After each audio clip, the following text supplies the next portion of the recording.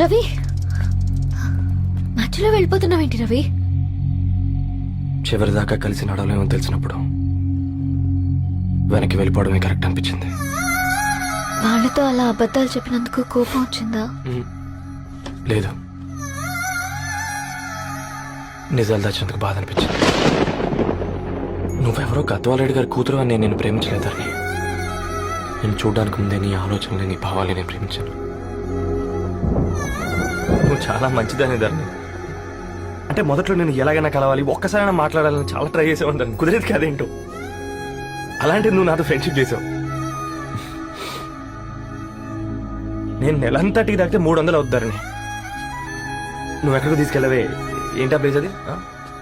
Star bucks. కప్పుకు 300 ఏంటారండి, పిచ్చ ఎర్రా. ఈ చుట్టూ మా వీధిలోకి వచ్చేసి 50. నువ్వు తీసుకెళ్ళిన కుక్కర్లో 1000. అప్పుడు ప్రైసెస్లోనే అనుకున్నాను. ఇప్పుడు పర్సన్స్లో కూడా తేడా కనిపిస్తుంది.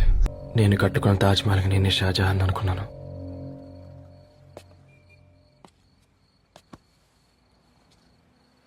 కూలీనేనా?